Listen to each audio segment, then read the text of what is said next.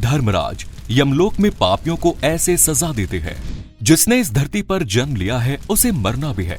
जीव जंतु, पशु पक्षी से लेकर पेड़ पौधे, नदी पहाड़ तक सबका अंत निश्चित है। लेकिन किसे कब और कहां मरना है, इसका फैसला मृत्यु के देवता यमराज करते हैं। हिंदू धर्म में यमराज को मृत्यु का देवता माना जाता है, जो यमपुरी में निवास करते हैं। इतना ही नहीं, गरुड़ पुराण में यह भी बताया गया है कि मृत्यु के बाद आत्मा को इसी यमपुरी में ले जाते हैं, जहां उनको उनके कर्मों के अनुसार सजा दी जाती है। तो आइए जानते हैं कि धर्मराज यमलोक में पापियों को कैसे सजा देते हैं। नमस्कार मित्रों, द डिवाइन टेल्स पर आप सबका फिर से स्वागत है। हिंदू मान्यताओं के अनुसार गरुड़ पुराण में एक और मृत्यु का रहस्य है, तो दूसरी ओर जीवन का रहस्य भी छिपा है। गरुड़ पुराण में स्वर्ग, नरक, पाप, पुण्य के अलावा भी कई ज्ञान की बातें बताई गई हैं। गरुड़ पुराण के तीसरे अध्याय में धर्मराज द्वारा पापी आत्माओं को सजा देने का वर्णन मिलता है। गरुड़ पुराण में बताया गया है कि यमलोक में 84 लाख नरक है।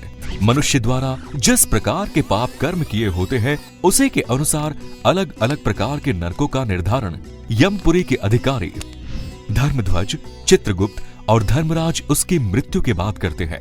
गरुड़ पुराण में भगवान विष्णु ने कहा है कि जीवन पानी में रखे कच्चे घड़े के समान है, जो पल पल पानी में घुल जाता है, और पानी में घुलकर कब पूरी तरह नष्ट हो जाए, इस बारे में कुछ कहा नहीं जा सकता।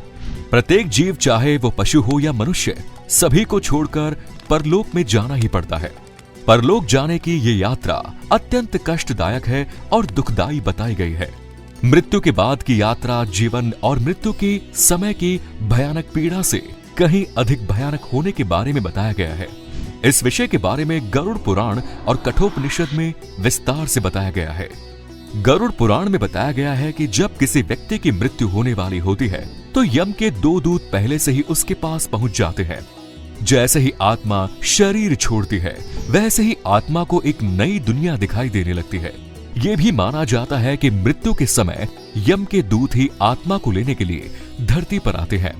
स्मृतियों में 14 यमों के नामों का उल्लेख किया गया है, जो इस प्रकार है: यम, धर्मराज, मृत्यु, अंतक, वैवस्वतः, काल, सर्वभूत, क्षय, उदुम्बर, दग्न, नील, परमेष्ठी, वृकोदर, चित्र और चित्रगुप्त। पुराणों में किए गए वर्णन के अनुसार जब आत्मा पृथ्वी से यमपुरी की ओर प्रस्थान करती है, तब उसे यम के 2 दूतों के साथ 16 ग्रामों से होकर गुजरना पड़ता है। अपने जीवन में किए कर्मों के अनुसार ही मनुष्य को इन सभी गांवों में अलग अलग प्रकार के कष्टों का सामना करते हुए अंत में यमपुरी पहुंचना होता है। यमपुरी के इन 16 ग्रामों के नाम हैं सौम्यपुर, सौरीपुर, गंधर्वपुर, शैलगाम, क्रौंचपुर, विचित्र भवन, बहवापदपुर, दुखपुर, नानाक्रंदपुर, सुतप्तप भवन, रौद्रपुर, पर्योवर्षणपुर, शीताडयपुर और बहुभीतिपुर।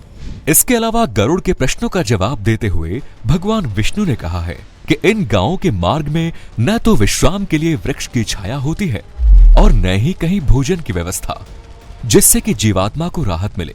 ये भूखे प्यासे पूरे रास्ते तड़पता रहता है। रास्ते में प्रलय काल के समान कई सूर्य तपते रहते हैं, जिस कारण शरीर तपता रहता है। पीने के लिए एक बूंद भी पानी मार्ग में कहीं उपलब्ध नहीं होता। रास्ते में असीपत्र नाम का एक वन है, और इस वन में कौवा, उल्लू, गिद्ध, मधुमक्खी, मच्छर तथा कई जगह जंगल की आग की लपटें उठती रहती हैं। इन सभी से गुजरते हुए प्रेतात्मा कभी मलमूत्र में तो कभी अंधेरे में कुएं में गिरकर छटपटाती रहती है और अपने कर्मों को याद करके रोता है। निर्धारण करने के बाद उन्हें इन दरवाजों से प्रवेश दिया जाता है।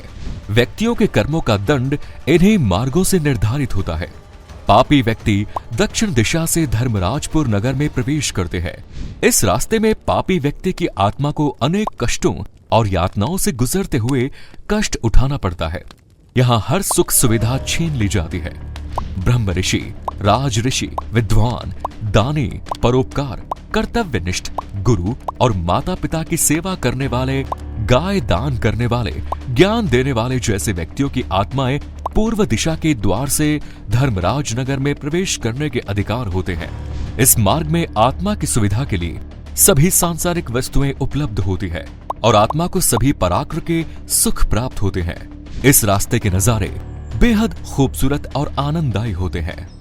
उत्तर दिशा से धर्मराज नगर में जाने वाले रास्ते को दूसरे मार्ग की अपेक्षा सबसे बेहतर मार्ग बताया गया है। इस मार्ग में बड़े बड़े रथ, पालकियां, चंदन के वृक्ष, बेहद सुंदर सुंदर पक्षी और अमृत समान जल से परिपूर्ण तालाब होते हैं। वेदों का पाठ करने वाले, मां दुर्गा के सच्चे भक्त, भगवान सूर्य के भक्त, किसी भी त्योहार पर सच्चे मन से तीर्थ में स्नान करने वाले, धर्म युद्ध का पालन करते हुए मृत्यु को प्राप्त होने वाले लोगों की आत्माओं को ही इस रास्ते से प्रवेश करने का अधिकार दिया गया है।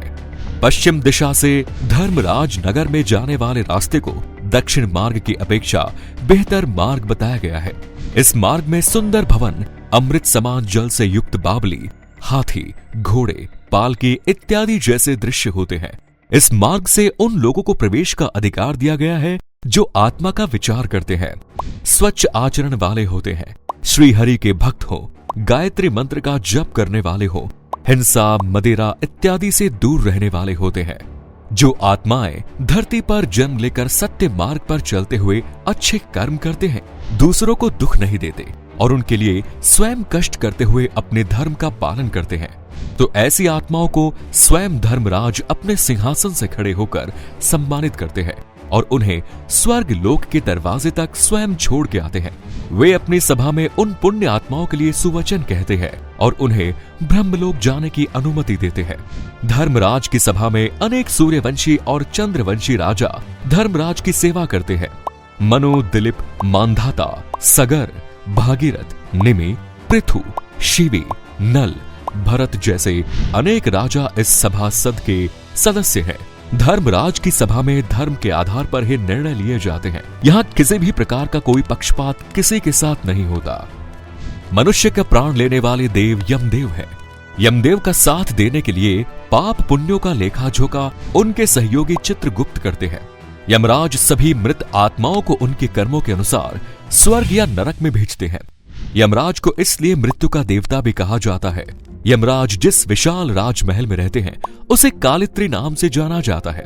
यमराज अपने राजमहल में विचार भू नाम के सिंहासन पर बैठते हैं। ऋग्वेद में कबूतर और उल्लू को यमराज का दूत बताया गया है। गरुड़ पुराण में कौवा को यम का दूत कहा गया है। यमलोक के द्वार पर 2 विशाल कुत्ते पहरे देते हैं। इसका उल्लेख हिंदू धर्म ग्रंथों के अलावा पारसी और यूनानी धर्म ग्रंथों में भी मिलता है। आज की जानकारी में इतना ही। आपने अगर इस वीडियो से कुछ सीखा हो तो नीचे कमेंट्स में जरूर बताएं। सब्सक्राइब करें the divine tales YouTube channel को। धन्यवाद।